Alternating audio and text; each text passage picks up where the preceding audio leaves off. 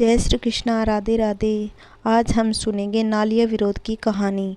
बैसाख मास में 7 दिन तक नालिया विरोध की कहानी ज़रूर सुननी चाहिए। आइए कहानी शुरू करते हैं। एक गांव में एक साहूकार का परिवार रहता था। साहूकार के परिवार में माँ, पत्नी, 7 बेटे और एक बेटी थी। बेटी सबसे छोटी और सुंदर और सुशील थी, सबकी लाडली भी थी। सारे बेटों की शादी हो चुकी थी। उनकी सातों भाभियां बहुत लाड प्यार करती। समय के अनुसार बेटी बड़ी हो गई। साहूकार बेटी के लिए अच्छे वर की तलाश करने लगे। उनकी बेटी के लिए एक बड़े घर से रिश्ता आया। उसके भी 7 बेटे थे। सबसे छोटे बेटे के साथ उसकी शादी बड़ी धूमधाम से हो गई। खूब दान दहेज देकर बेटी को ससुराल विदा किया। ससुराल पहुंचने पर बेटी का बहुत अच्छा स्वागत किया गया। स्वागत तो होना ही था, इतनी सुंदर थी और दहेज भी लेकर आई। गांव में भी चर्चा फैल गई। साहूकार के छोटे बेटे की बहू बहुत ही सुंदर और धन लेकर आई है। उसकी जेठानी भी बहुत लाड प्यार से रखती, कोई भी काम नहीं करवाती। उसके पति की तो उसमें जान बसती थी। वह अपने आप को बहुत भाग्यशाली समझने लगी कि मुझे मायके में भी इतना प्यार मिला और ससुराल आकर भी इतना प्यार मिलता है। शादी के 10 दिन कैसे बीत गए पता ही नहीं चला। 10 दिन के बाद उसका भाई उसे लेने आया। घर वालों ने बूझे मन से भेज दिया। मायके में 4-5 दिन अच्छे से रही। उसका पति उसे लेने आ गया। उसकी माँ ने कहा, बेटा 2 दिन के लिए रुक जाओ, अभी कपड़े नहीं सिले। वो कहने लगा, नहीं मैं तो आज ही वापस जाऊंगा। मेरी माँ ने कहा है, मेरा बहू के बिना मन नहीं लगता।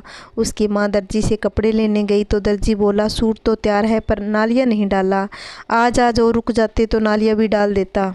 वह बोली, नहीं मेरी बेटी जवाई तो आज ही जाएंगे। वह कपड़े लेकर घर आ गई।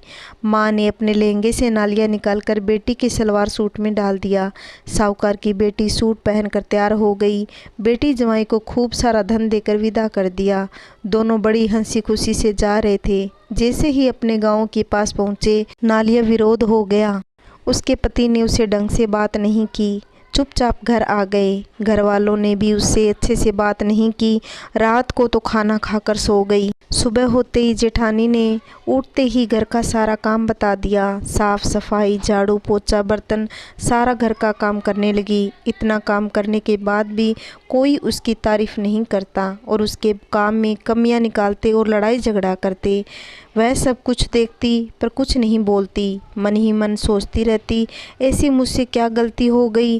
पहले तो सारे घर के लोग मुझे इतना प्यार करते थे, अब ऐसा क्या हुआ जो सारा घर का काम करने के बाद भी कोई मुझसे ढंग से बात भी नहीं करता। पूरे दिन रोती रहती, ढंग से खाना भी नहीं खाती।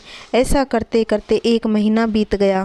वह बिल्कुल सूख कर कांटा हो गई। फिर भी उसके ससुराल वालों ने किसी ने भी नहीं कहा बहू की हालत कैसे हो गई। कोई उसकी खबर नहीं लेता तो कोई ढंग से बात भी नहीं करता। एक दिन उसके मायके में उसकी दादी ने कहा, मेरी पोती को गए हुए 1 महीना हो गया, उसको ले आओ। दूसरे दिन साहूकार अपनी बेटी को लेने के लिए खुशी खुशी घर से निकला। जैसे ही बेटी के ससुराल की कंकड़ पर पहुंचते ही उसे नालिया विरोध हो गया। साहूकार घर पहुंचते ही बेटी के सर पर हाथ फेरकर बेटी के ससुर के पास जाकर बैठ गया। बेटी मन ही मन सोचने लगी कि मेरे पिता ने भी मुझसे कुछ नहीं पूछा कि मैं इतनी दुबली पतली कैसे हो गई, मुझसे तो बात भी नहीं की। दूसरे दिन उसके पिता ने कहा कि मैं अपनी बेटी को लेने आया हूँ। ससुराल वालों ने कहा, ले जाओ, 4 दिन तो पीछा छूटेगा हमारा, जीना हराम करके रखा है।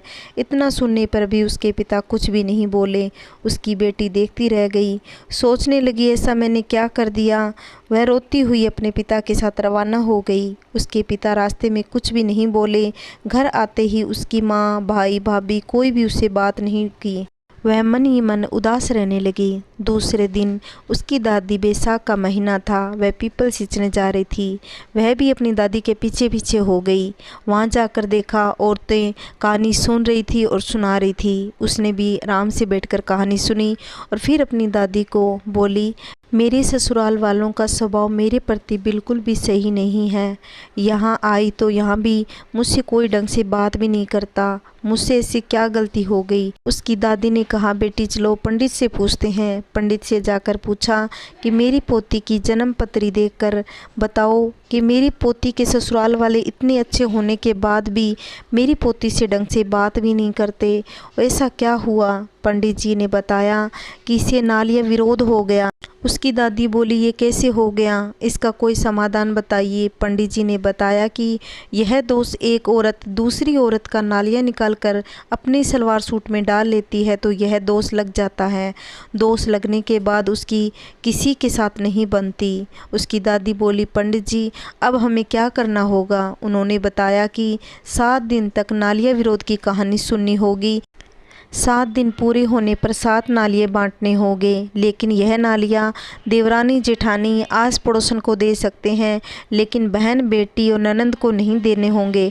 कहानी की सारी विधि पूछकर वह दादी पोती घर आ गई। घर आकर बेटी ने यह बात अपनी माँ को बताई। माँ को अचानक से याद आया कि यह गलती तो मुझसे हुई है। जब तुम पहली बार आई थी तो तेरा सूट तैयार नहीं था। मैंने अपने लहंगे में से नालियाँ निकाल कर तेरे सलवार सूट में डाल दिया। माँ बोली, अब हमें क्या करना होगा। तब उसने बताया कि मुझे 7 दिन तक नालिया विरोध की कहानी सुननी होगी और 7 नालिये हमें बांटने होंगे। दूसरे ही दिन उसकी दादी ने कहानी सुनाई और 7 दिन पूरे हो गए। उसका उद्यापन भी कर दिया। उसी दिन उसका पति उसे लेने आया। रात भर वहीं रुका। दूसरे दिन हंसी खुशी अपने ससुराल पहुँचे। ससुराल वालों ने उसे आने से बहुत खुश हो गए। पहले की तरह ही उसे लाड़ प्यार करने लगे। और आप सब भी इस कहानी को बैसाख या कार्तिक के महीने में 7 दिन तक ज़रूर सुने। अगर भूल से भी यह गलती हुई है तो 7 दिन तक ये कहानी सुनने से आपका विरोध भी जरूर टल जाएगा। जय श्री कृष्णा, राधे राधे। मेरी कहानी आपको कैसी लगी प्लीज़ कमेंट करना। अगर चैनल पे नए आए हो तो प्लीज़ चैनल को सब्सक्राइब करना और लाइक करना।